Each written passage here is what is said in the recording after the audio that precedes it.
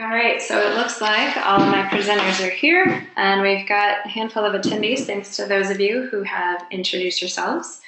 And thank you, Chelsea, for the shout out. We're going to go ahead and get started.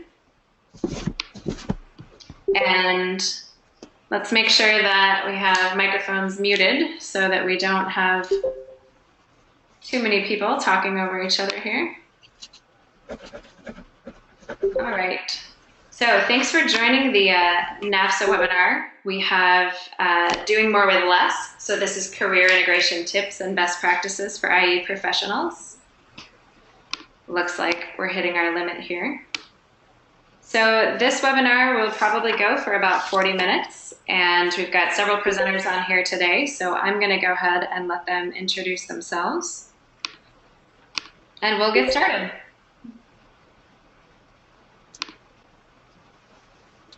Hi, everybody.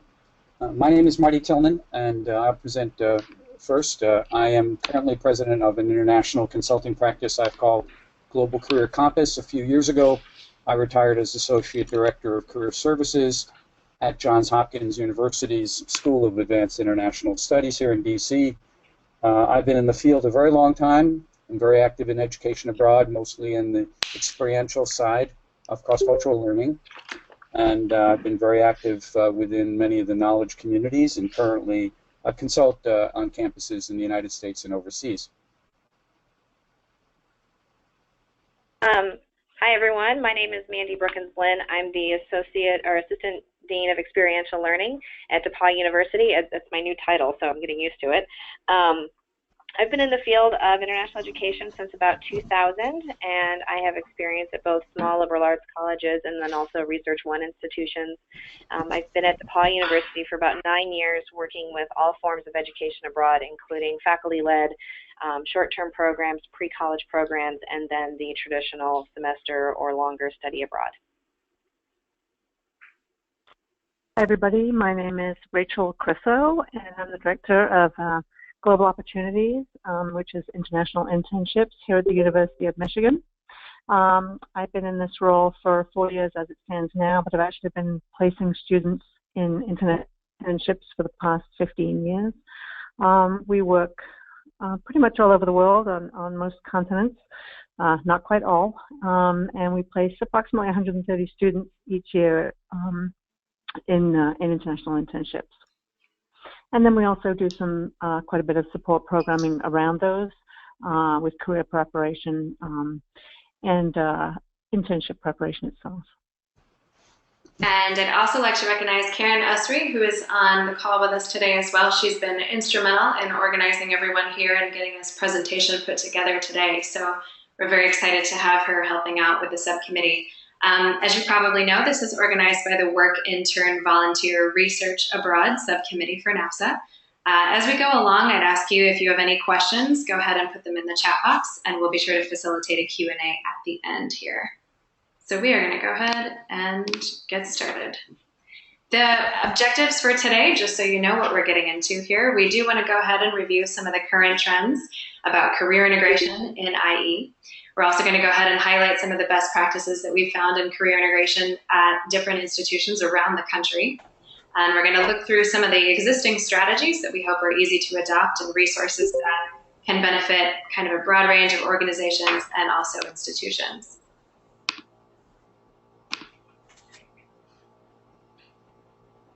Hi, so this is Marty. I'll begin. Well, I think that while I'm a strong believer in the intrinsic value of international education experience, institutions do need to place greater emphasis on the extrinsic impact of education abroad on student career development. The value added of international ed, as many of you, of course, know, is that the experience be tied with a student's career development. And it's diminished, that tie is diminished, if a student cannot clearly articulate the way that their experience has strengthened specific intercultural competencies, which are in fact of interest to prospective employers. So institutions must maximize their resources to enhance students' intercultural competence on the home campus. And so the following slides for my presentation are going to address key aspects of current trends and thinking among our peers on the theme of career integration. Well, of course, education abroad improves employability, builds key skills and competencies, and is acknowledged as a prerequisite for success. Yet, we know there's a disconnect for students who consider these options to go abroad. Students need to be coached, advised proactively about how their time abroad has such potential to add value to their job search. They need to learn that employers may not value international experience on its own merit by itself, but that they need to take an active interest to learn whether or not a student can articulate how their international experience has in fact developed skills and competencies which the employer deems relevant to the position they seek. So unless a student participates in a purposely designed and integrated pre-departure program, many students elect to go abroad, in fact, without any consideration of the career impact of their decision and without understanding how it will strengthen their employability post-graduation. Next. Right, so having followed research trends throughout the world for over a decade, there's no doubt, and there's great evidence about the linkage between ed abroad and employability.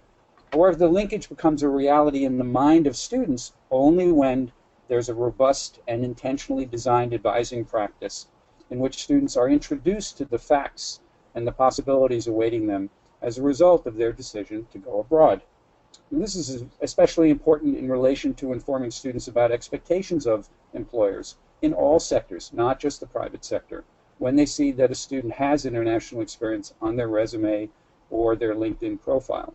The employer is not going to assume anything, but there's very much evidence, hard data, reinforcing skills and competencies which employers in fact do value and which students can develop through their time abroad. And the next slide points to an American Association of College and University study just last year with these findings, that employers seek talent with field-specific knowledge. Employers are likely to employ candidates with experience of work in collaboration with people from different backgrounds. They do value internships most among applied and project-based learning experience, and they're more likely to consider that candidate for a position. Employers are less optimistic than students. This is an interesting finding. Less optimistic than students generally are regarding their preparedness across learning outcomes. So now here, this is another very recent survey of what employers value by a local DC research company. If you could click to the next, keep going, yeah. These are very high percentages, as you see, as evidence about what employers are valuing. And these kinds of data points are consistent over many, many years of surveys done by both campuses, university systems, if you will, in North America as well as throughout Europe. Next. These are a random sample of surveys affirming the correlation between ed abroad and the impact of the experience on career direction and career advancement. And as you see, they go back a long time. There are just many, many surveys out there that you will find a complete list of the data in the research resource document that you'll receive at the conclusion of the webinar today. The most recent is, in fact, a very broad survey of the impact of Erasmus in the EU, done last year, again affirming the same correlation. So therefore, a holistic, multifaceted advising effort does become critical to effectively helping students maximize their international experience in such a way that will improve their prospects for post-graduation employability.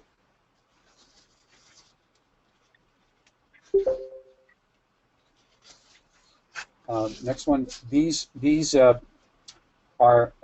this is a sample of evidence of impact, if you will, from different surveys that grads with ed abroad experience have shorter job search times and are in fact paid a premium in the early stage of their employment.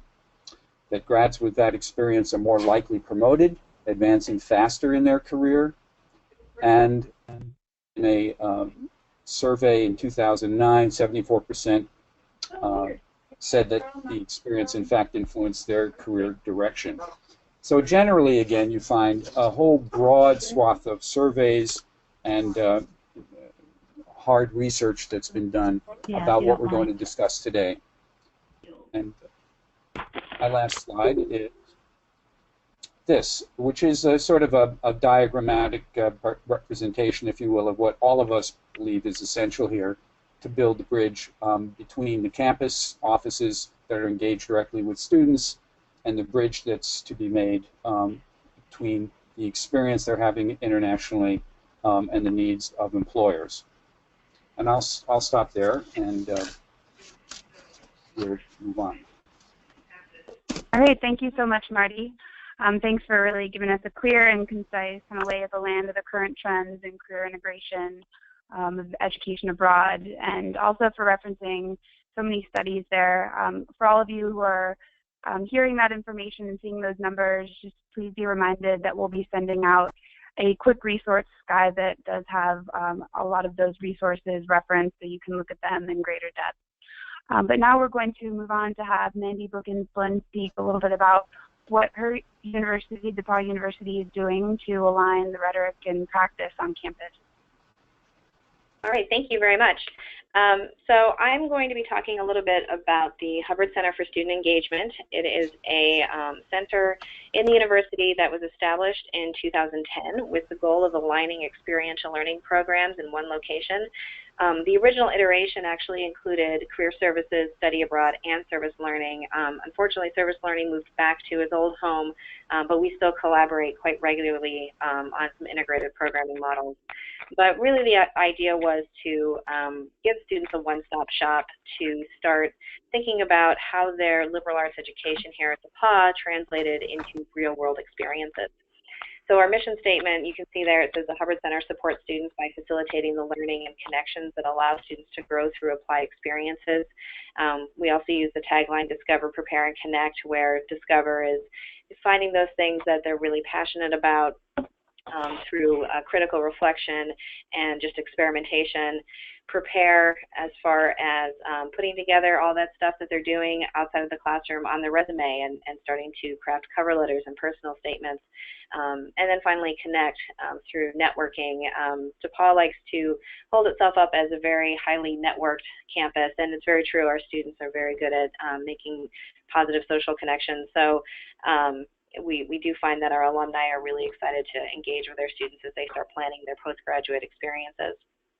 So with the establishment of our center, not only was it an opportunity for the university to align experiential learning programming, but it was also conveniently timed around the same time as the Great Recession. So I think there was some discussion about consolidation of resources, but I think it was a very smart move by the university to recognize the overlap in strategic goals in our three different areas. So after many years of living and learning together, we came up with our learning outcomes for students that we felt would apply to all the different areas that we represent, including demonstrating an understanding of oneself and one's ability to adapt and succeed, communicate clearly and effectively within academic, professional, and cross-cultural contexts, and then actively engage in professional and intercultural settings. And as you can see, there's plenty of references to global and international learning within those learning outcomes. So we can move to the next slide. So the Hubbard Center itself is it's a really exciting place to be. It's very dynamic, and with all of this experiential learning and these learning outcomes, we work really hard and diligently to accomplish and demonstrate those learning outcomes. We spent many years working on a common language, and a lot of that is utilizing resources external to DePauw, but also within DePauw. But one in particular we utilize is the NACE Job Outlook Survey that's done every year, and as well as the resources that Marty referenced with through the AAC&U and especially their value rubrics. They've been instrumental in helping us really define what it is we want students to gain from the various experiential learning opportunities that we facilitate. And we talk a lot about scaffolding. Scaffolding is like our buzzword, and so each successive experience builds on the next. It's not like a ladder. It's not linear. It builds a structure that really demonstrates the outcome of a student who has had a DePauw education, and it includes everything from what students are learning in the classroom in the academic sphere, but also in the co-curricular experiences on campus through leadership opportunities, internships, and then also education abroad and experiences that happen off campus. We've spent a lot of time doing some cross-training. We have professionals in our office that have been in both worlds, career services and study abroad, in our little siloed areas. But over the last 6 years, we've worked very hard to make sure that the people in those fields feel comfortable enough to do cross-advising for students. So we all see students with different experiences. I'll do resume reviews and cover letter reviews, and also give students tips on how to find an internship, because that's where my level of comfort is. But I would certainly refer somebody to our experts in career services who really want to dive into individual assessments like MBTI or the Strengths Quest, or want to make some very specific connections with potential internship hosts. But we do co-advising, we do partnerships in reviewing applications, not just for education abroad, but also for summer grants that support our student interns.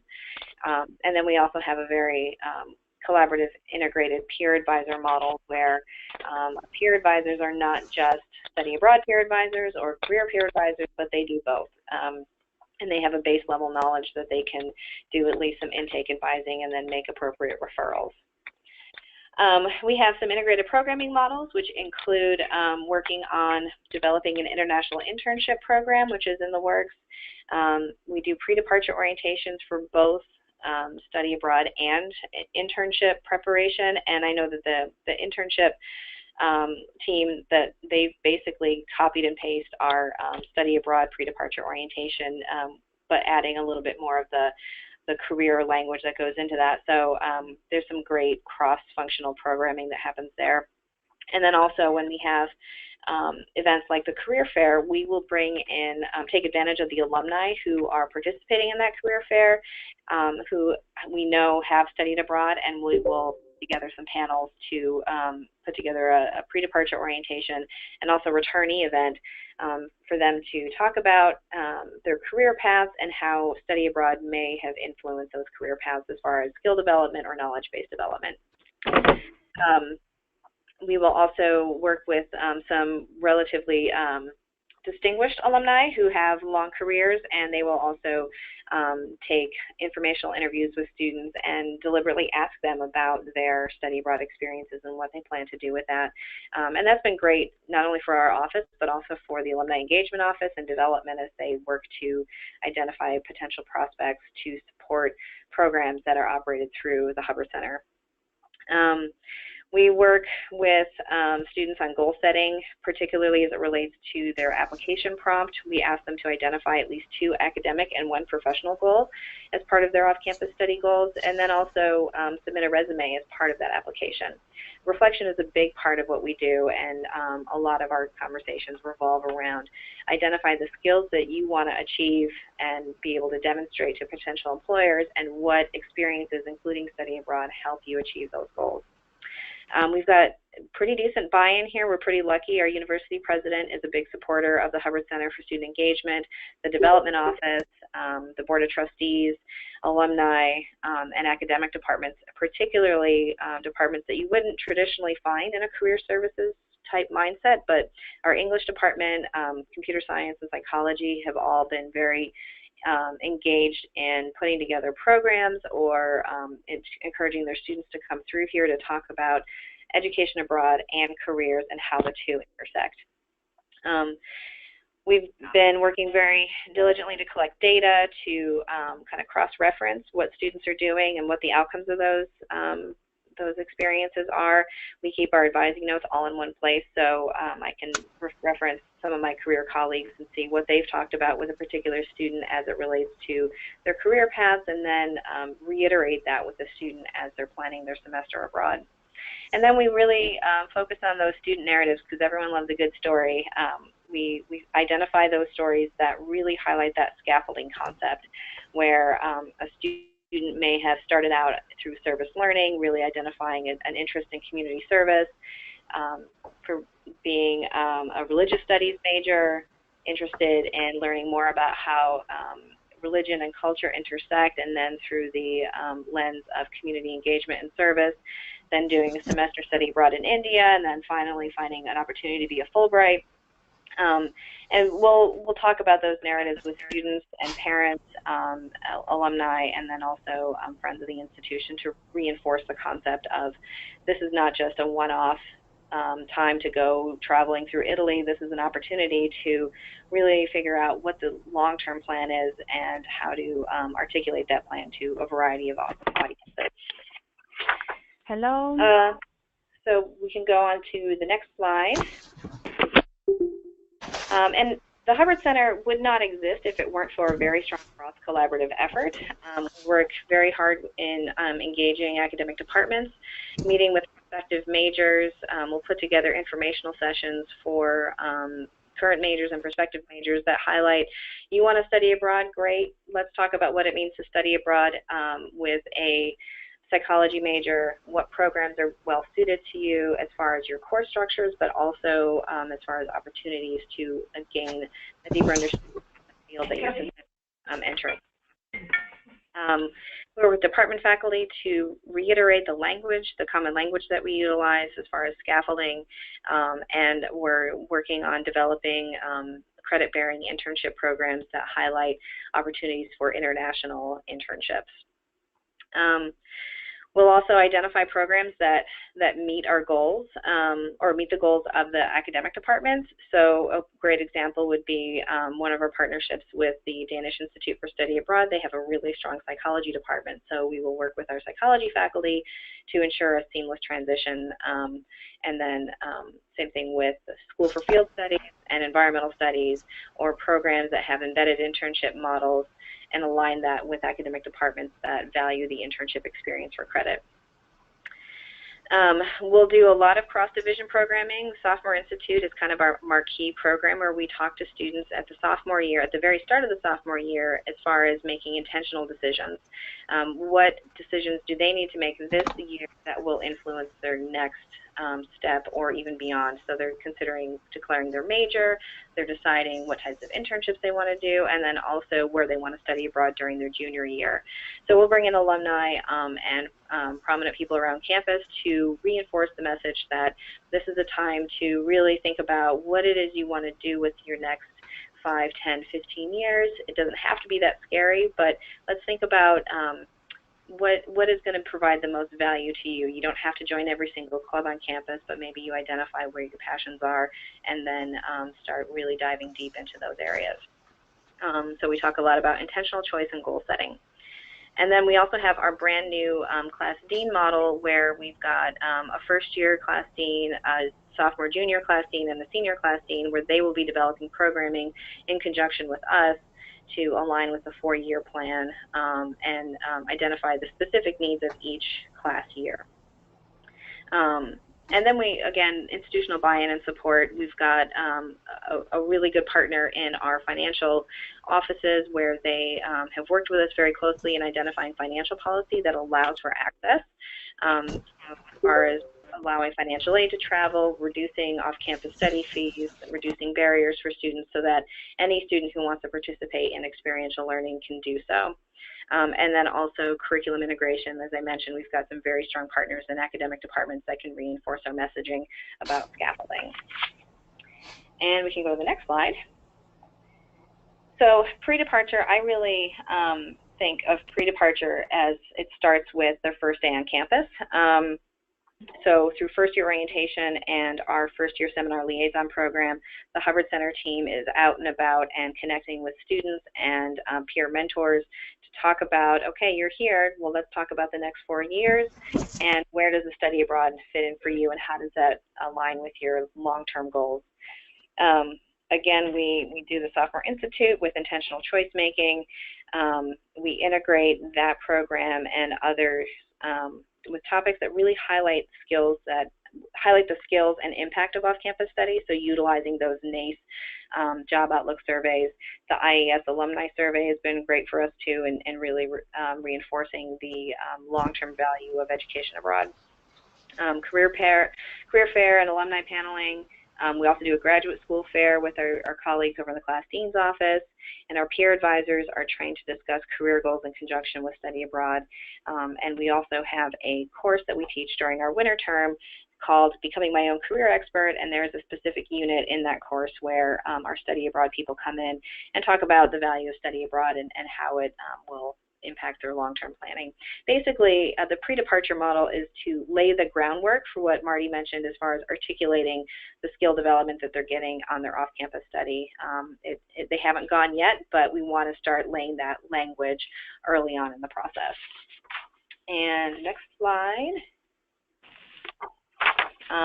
So the re-entry process, again, it's a very integrated model where we talk about with workshops on resume and cover letters, so that when the student does come back from their semester in London or semester in Tokyo, we talk about, okay, what are those skills that you have now identified as part of your study abroad?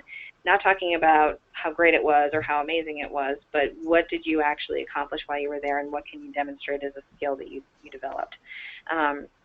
We invite all of our fraternity study abroad students to work as peer advisors, but to be a peer advisor, you don't have to have studied abroad. We have a philosophy that you know, this is an opportunity to develop students and encourage them to participate in programs even as young as first-year students. They can do basic advising, but we want to develop them and encourage their peers along with them to do these types of experiences. We'll also conduct informational interviews with staff and alumni on exploring careers with global reach. And this is where that articulation of skills is really honed in on, because now that they've had the experience, now that they can identify the skills that they've come away with, we want them to start working on that elevator pitch and telling their story to a wide range of people, particularly peers, family, faculty, and employers, because if they can do it in a diverse setting, they should be able to they really need to hone in on that quick, this is what I got out of this, and this is why it was valuable for me. So we're also working on cultivating a relationship with employers that value cross-cultural experiences, and also helping them understand what it is that students come away with. As Marty kind of alluded to, that study abroad doesn't really rank high on the traits of what employers are looking for. Like, if you studied abroad, oh, that's great, okay, wonderful. But how do we articulate that to employers that know when they come back to study abroad, here are the actual skills that they've come back with? And so we actually have an employer relations team in the Hubbard Center who does that work with employers and helps educate them on, this is what you get from a DePauw student who has not only had a great educational experience here, but also has studied abroad or had an internship abroad. And final slide for me. My whole thing has basically been working on small changes that have a big impact. So I know that there are probably many people out there who are maybe 1- or 2-person offices, and you're thinking, how could we possibly do all this stuff? And admittedly, the Hubbard Center has a staff of almost 15, so we have a lot of support. But sorry, a little detail there. So we have a lot of support, but and a lot of times it's been either me or one other person who has really integrated a lot of this stuff. And some of these things don't require wide institutional buy-in. It's just infiltrating messaging. So using the NACE Outlook Survey and Employer Desired Skills, using the language in the IAS Abroad Career Outcome Survey, and start thinking about how you can highlight narratives that really demonstrate what you think that students are coming away with as far as study abroad and career outcomes. Changing the expectations for students, just making their personal statement talk about what their professional goal is, and including a resume as part of a requirement, and actually using that resume as part of the review process. We're actually developing an updated resume rubric that will help just guide us into, is this a good resume or a bad resume, and follow up with those students who fall into that bad resume category, not as a gatekeeper mechanism, but more as, this is an educational opportunity and we want you to come in and work with us on developing that resume that's going to be strong and stand out to employers. working on the partnerships, take advantage of that return on investment narrative. That's basically been the national drumbeat for the last couple of years as to what is the value of higher education, and taking advantage of responding to that ROI argument and saying, well, our students who have studied abroad, they're placed in these amazing opportunities. You can work with your alumni engagement office to identify where people are 1, 5, 10 years out. And admittedly, this requires some relationship development, but it's within the institution's best interest to be able to highlight what students are doing beyond their graduation date, not only for their own return on investment arguments, but also if you're at a private institution or even public these days, where they're contingent on fundraising and keeping their alumni engaged, so finding ways to make those connections. And then building coalitions. We've spent a great deal of time working through a variety of units on campus, and they've all been great partners in working through admissions with some of our pre-college programming, enrollment management. I know study abroad is often talked about as a retention tool, academic support services, alumni engagement and development, and then there's countless others that are on campus that can either provide data or resources or information to help you make decisions as to how you can really leverage study abroad and career integration. That is all of my slides. Excellent. Thank you so much, Mandy. Really appreciate it. And you gave us a really great sense of all the great work the Hubbard Center is doing. And I think we all, as you said, not every university can necessarily recreate this great centralized Hubbard Center model, but really give us some great takeaways that are very easily adaptable to all types of offices. And again, for all of those of you that are listening, we're going to have some references to those on our quick resource guide. But now we will shift gears to look at a different institution and have Rachael Criso talk about what she is doing at the University of Michigan. Great. Thanks, Karen. Thanks, Mandy. It was really interesting, and interesting to compare our two institutions, I think. So again, I'm Rachael Criso from the University of Michigan, and I run the LSA International Internship Program. Michigan is inherently decentralized, and I'm sitting in LSA. We do have 17,000 students, which is a lofty goal to try and place, although we're not really trying to place everybody abroad. But many of the schools and colleges do have their own internship programs. So here at LSA, we're really trying to teach our students that a liberal arts degree can bring them, a very fulfilling and enriching career in kind of any realm that they may wish to go into.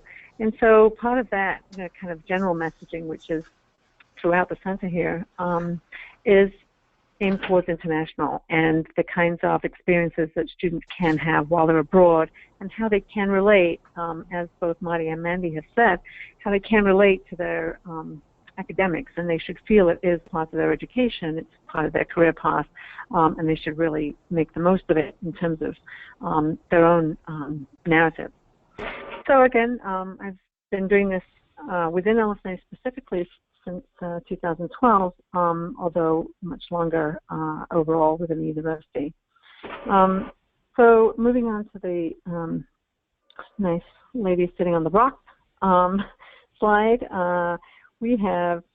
Last year we had about 107 students from our unit interning abroad, doing kind of a large variety of different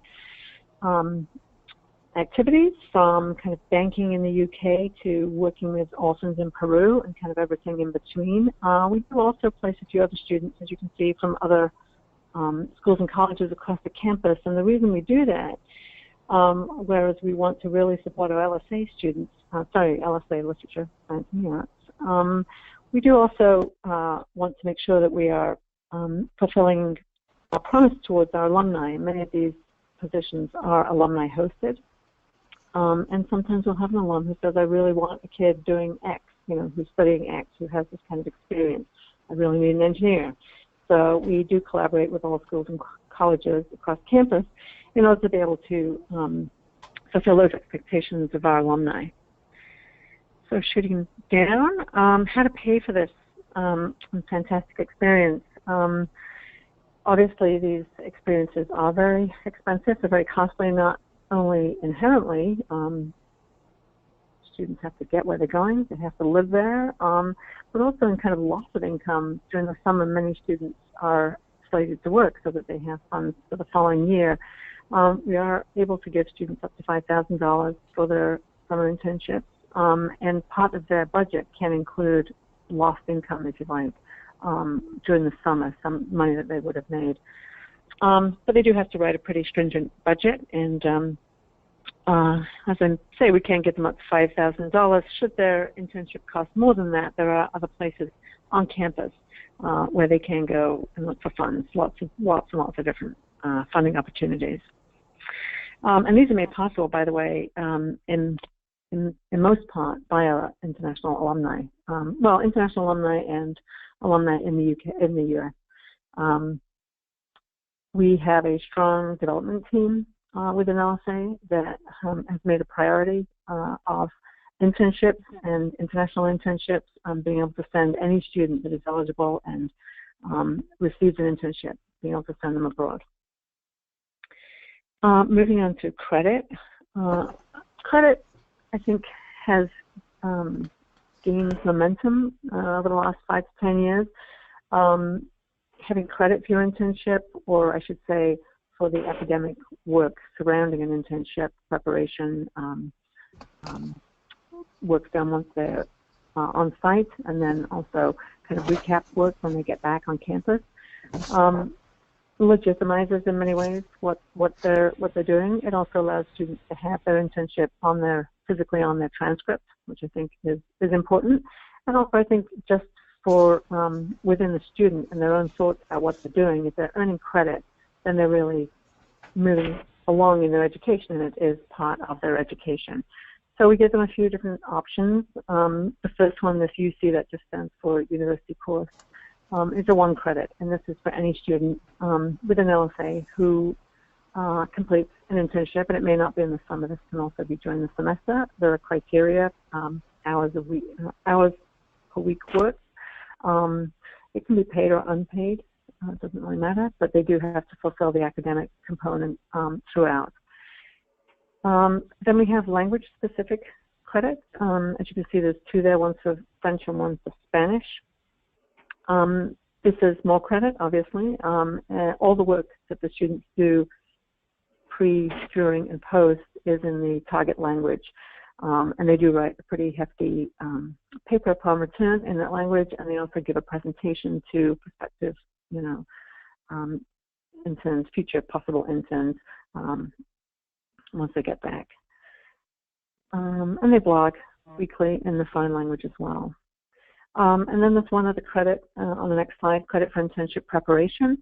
We teach a class here called Position Yourself for a Successful Internship. It just gives students, many of them are freshmen, sophomore, who think, oh my gosh, I've heard I should be doing an internship. My parents keep saying internship, internship, internship. This is not necessarily just global, but this is for all students wishing to learn more about how to get an internship. We help them with the resume skills. We also do some kind of role playing. We put networking events on campus so that students are finding themselves in a kind of a more formal, a simulated formal situation. We have them get business cards. We have them work on their LinkedIn profiles. We actually have a photographer come in and get nice photographs for them for their LinkedIn. And then we work with them individually to come up with a plan of how they're going to go about getting an internship. Much of what we have done up to date is, okay, you've got an internship, well, let's see, what should we do now? Or let me find you an international internship. And we found there's a gap in the students who were just not really knowing where to begin with this whole thing. So that's why we came up with this class. Moving on to our quick wins. Much as Mandy had been saying, there's some low-hanging fruit where we think we can make an impact fairly quickly for students and help them move along in this kind of, internship world and what's going on. I've got 4 little programs here I popped up. One of them is political internships in Ottawa. We work with the Houses of Parliament there, and students go and work with specifically in the offices of one member of Parliament and get to know it pretty well. We have both English language positions there, and also French, because obviously some of it's French speaking. So we managed to kind of kill two birds with one stone. With that one, we began something called the Touchdown Series. This is for students that have been placed in international internships, and maybe in a country that they've certainly never been to before and had very little idea about how to, well, what to expect when they got there. The examples I'll give are Turkey. We do no longer go there. But last year we had, we used to run a pretty hefty Turkey-specific pre-departure program. But this is a kind of a more lightweight, one afternoon, a 3-hour pre-internship workshop, if you like. We ran them in May last year for both China and India, and we got some language professors to come and help us, and they did survival language skills in the workplace, and we also did kind of work culture and what students could expect when they got there. English as a second language workshops. This is for students that were going to go abroad and teach English. Obviously, we all know just because you can speak English doesn't mean you can teach it. So we had some of the ELI, English as a second, from the ELI, the English Language Institute, come along and teach them some skills and just give them a toolkit to go away with, so they felt like they were a little bit more prepared when they had to teach English abroad. And then this Athletes Abroad is a new one. You know, we're a Big Ten school here. Athletics is really kind of a big part of the school here. But what we find is athletes are so busy with doing their sport and their studies that they often do not get a chance to go abroad. So we're working on a program which will be a very short-term international internship program for those athletes.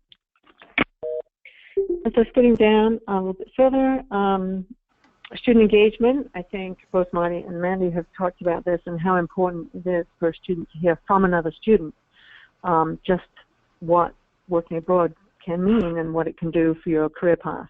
So we use an awful lot of peer-to-peer advising and events, information sessions, etc. I don't think you can use past interns enough in spreading the word.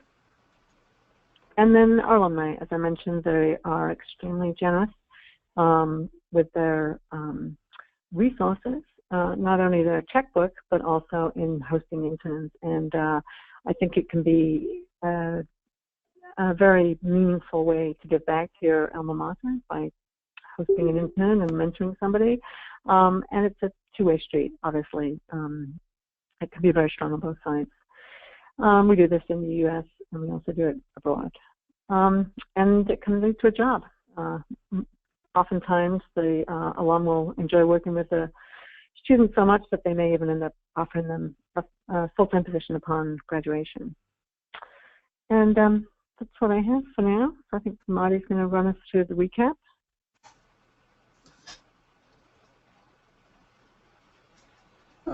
Yes, here we go. Well, there was a lot of content, certainly from my two colleagues. This is just meant to highlight a few ideas. I hope Rachel and Mandy will chime in if they have some other points they'd like to raise. I think campus, we've talked about how important it is for campuses to align policies with resources to support effective student advising throughout a student's decision to go while they're in country, although we didn't really talk about what could happen there too much at all, but upon return to campus.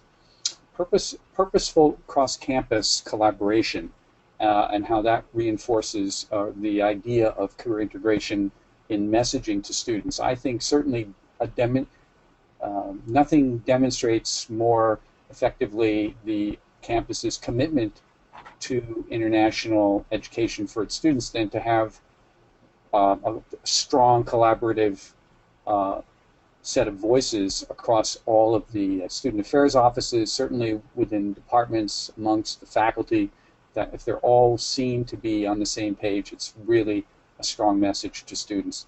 Similarly, as Rachael emphasized with its alumni, hosting placement spots for their students, alumni engagement is important to bolster the whole idea of career integration for students. Nothing will help more reinforce the linkage of having international experience to employability than to have students talking directly with alumni who can tell their story that way. And that certainly international internships are highly valued by employers because of the development of practical skill sets through that process. There's clear evidence by employers, hiring managers relate, I think, most easily to seeing students with internships on their resume or other profiles.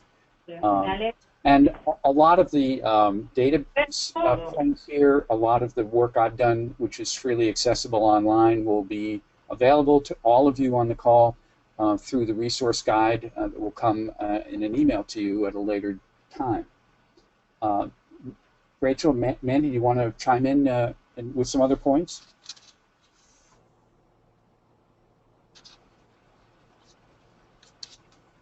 I just like to, hi, I'm still here. I just want to reinforce that alumni engagement is huge, and you know, when we have them at our various events like a career fair or graduate school fair, we really make a point of highlighting their presence by giving them name tags that indicate their class year and giving a placard at their table to indicate that they're alumni, and try and provide them with some special access opportunities, maybe meeting with their favorite faculty if they're a fairly recent alum and they have a good connection with their faculty member, but then also scheduling some informational interviews with students and pushing that out to students as an opportunity to schedule some time to meet with alums. And that's great because students find it as an opportunity to network with potential employers, but also have a little bit more of a casual exchange between people with common experience.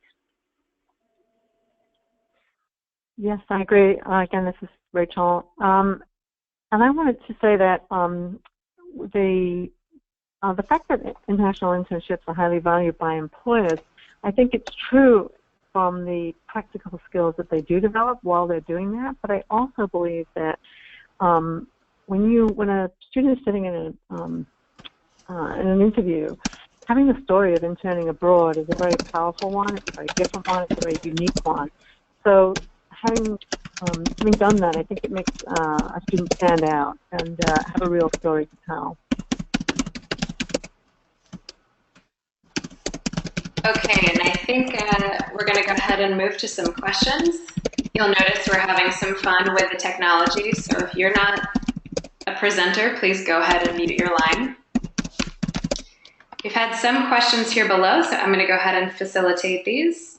We've got a question here for Mandy. So I think you've talked a bit about your study abroad alumni. I don't know if you would add anything else in that regard. Yeah, I actually just came from a meeting with our VP of Alumni Engagement, and we talked about brainstorming some ideas of connecting students who are on either faculty-led programs or semester-long programs with alumni who are around the world. There's some challenges in that because they don't have good data as to who is where, but we have a little bit of that data, and so does our International Student Services Office. So we're hoping that through the three of us, we can start talking about building some sort of mentoring type structure, or just an invitation to say, hey, the DePauw winter term group is going to be in this area, would you like to connect with them? It could be a good opportunity for some more organic conversations to start. So I think having an opportunity to connect with people around campus and reinforcing that cross-campus collaboration can be a highly effective way of instituting some new connections for students and alumni, and then that hopefully pans out into potential professional opportunities. Wonderful. And I know Marty was typing, so the question had to do with examples of how different international ed offices have worked more effectively with employers. That's kind of the extra group there that a lot of people are concerned with, is in terms of the other audience, you know, not just students or faculty or those on campus, but also the employers. Marty, did you want to add anything to what you typed here?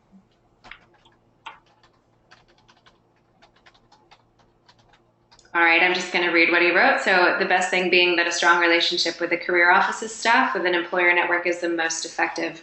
So we talked a bit about how important it is for not only the study abroad office to work with their students, but also to involve your career services office. It may be that they're already working on things that you might not need to do the extra legwork. So that idea that there's no need to reinvent the wheel, that you want to make sure you know what your resources are on campus and start that conversation.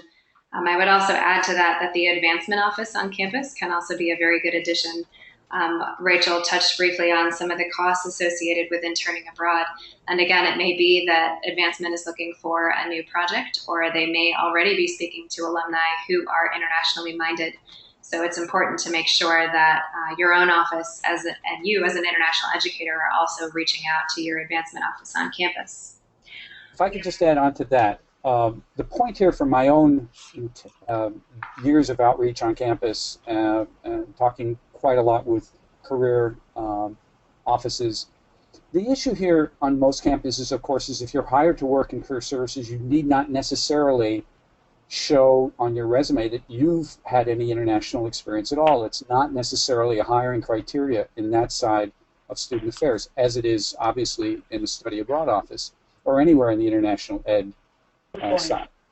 So if you stop and think for a second, so you can't presume that everything we're talking about here or the conversations amongst the study abroad team would be readily understood, if you will, experientially speaking, by a career service staff member and advisor on that side on the campus. So when Mandy talked about cross-campus collaboration, there needs to be, I think, greater incentives for cross-training of staff. So if you have a career office interested in getting more engaged on the issues we're talking about, there needs to be some leadership here from the two directors of study abroad, director of the career office, have the staff sit down, have a workshop together, share experience, talk about everything we're talking about today in a very practical, pragmatic way. And that's the best way to, and certainly make sure that students who come from back to campus from studying abroad have access to understanding what career service personnel understand about employers. They're responsible for the employer outreach on a campus. That's not what the study abroad office is responsible for.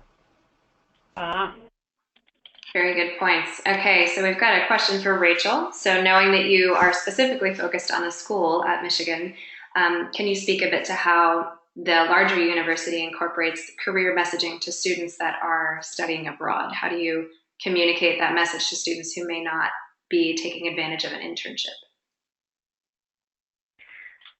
Well, we do, each school and college here at Michigan does have a career office, and we have a university career center too. So we like to think that there are kind of several places where students can go to get important career messaging and how to, you know, unpack, if you like, and verbalize what they've done while they're abroad. We do we call it a reunion once they get back, and we've worked in the past on the elevator pitch that Mandy referenced, you know, getting students, and Monty also talked about this, having students talk about what they've done in a kind of professional manner and really highlight what it's brought to them and how it's changed them and the skills they've gained.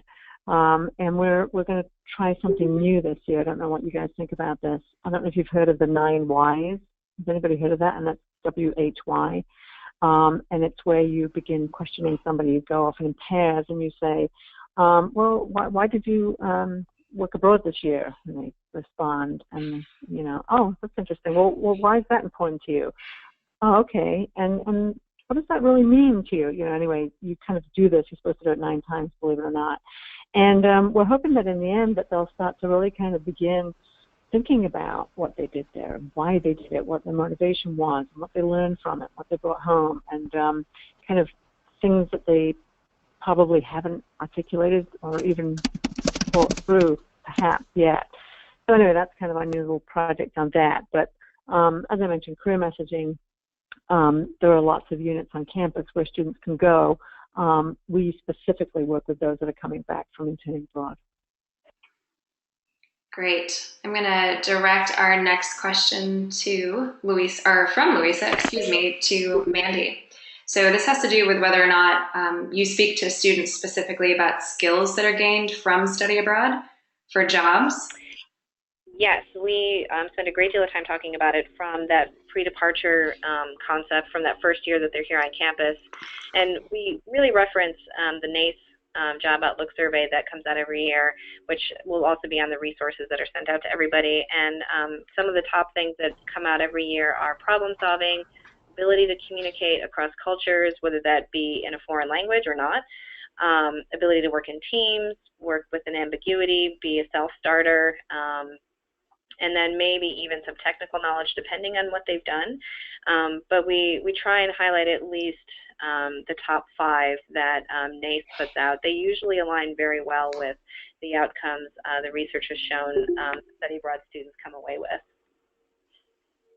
Great. I think that's a very important part about what we do is this idea of transferable skills. You know, we do it for study abroad during reentry, and we also use that during internships abroad as well. So we can make it clear the 9 whys is a really great activity. It's very hard to get to 9 when you have to repeatedly answer why, but it does help students get better at articulating their experience, both in study abroad and in work abroad. Chelsea has gifted us with a few questions here. So let's see. I believe Mandy is the one that mentioned informational interviews with alumni. So how do you prepare those students when you're thinking about the way that they're going to interact for an informational interview? Yeah, that's one of those challenges because not every student is ready to do that. We have a networking etiquette workshop that students are required to complete before they have access to these informational interviews. Basically just giving them some skills related to how do you communicate via email, what are appropriate questions, giving them some, priming the pump a little bit to think about what are the skills that they want to highlight, and not just that they say, I know how to use Excel, but what did you do with Excel? So maybe they utilize Excel to plan their budget for study abroad, and how did they do that utilizing the tools that they had. So it's some programming on our side. It's also reinforcement language, and then if things don't go well, we definitely give them feedback in a timely manner. Perfect. Well, I'm being mindful of our time here, so I believe Marty just make us some additional notes about, so the NAFSA Career Action Plan. So there's going to be a template for different examples on how Ed Abroad and career offices can cooperate. NAFSA does have a pretty good look at a lot of the resources that we have available as far as the subcommittee is concerned. So again, the work, intern, volunteer, and research abroad. As we mentioned, we'll be handing out a guide after this.